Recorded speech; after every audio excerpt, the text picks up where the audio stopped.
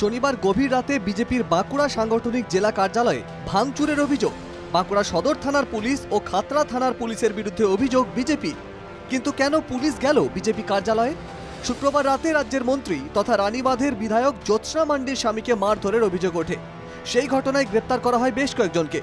বাকি অভিযুক্তদের খোঁজে বাঁকুড়ার নতুনগঞ্জের বিজেপি জেলা কার্যালয়ে গভীর রাতে যায় পুলিশ। অভিযোগ, তালা ভেঙে সেই কার্যালয়ে ঢুকে পুলিশ ভাঙচুর চালায়।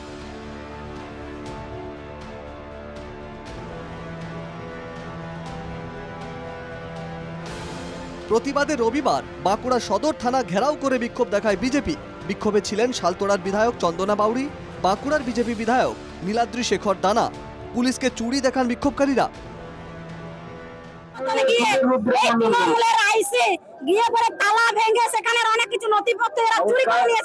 তো ওদিকে তো চুরি পড়াতে হবে, এরপরে ওরা যা অবস্থা চুরি নয়, আগামী দিন শাড়ি এবং সিঁদুর দেবো। যে সিঁদুর অভিযান করেছে নরেন্দ্র দামোদর দাস মোদী, সে একখান সিঁদুর আর শাড়ি একটা করে দিয়ে যাব। বাঁকুড়ায় বিজেপি জেলা কার্যালয়ে গভীর রাতে পুলিশি হানায় এক্সপোস্টে কটাক্ষ করেছেন রাজ্যের বিরোধী দলনেতা শুভেন্দু অধিকারী। ওয়ারেন্ট ছাড়া কেন বিজেপি পার্টি অফিসে পুলিশ?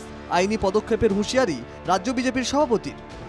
যে আইসি ঢুকেছে, যে থানা ঢুকেছে, তার বিরুদ্ধে আমরা আইনগত ব্যবস্থা নেব।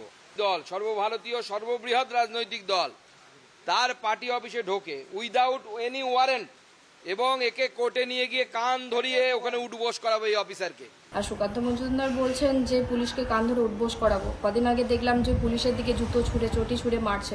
তো এটা ওদের কালচার, এদের নিয়ে কিছু বলার নেই। পুলিশকে সহযোগিতা করুক, পুলিশ পুলিশের মতো কাজ করবে।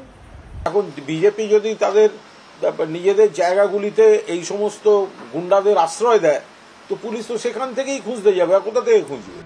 বাঁকুড়ার ঘটনা ঘিরে ফের একবার পুলিশের ভূমিকা নিয়ে প্রশ্ন বিজেপির। পাল্লা দিয়ে চলছে তরজা। বাঁকুড়া থেকে মানস রায় রিপোর্ট, এনকেটিভি বাংলা।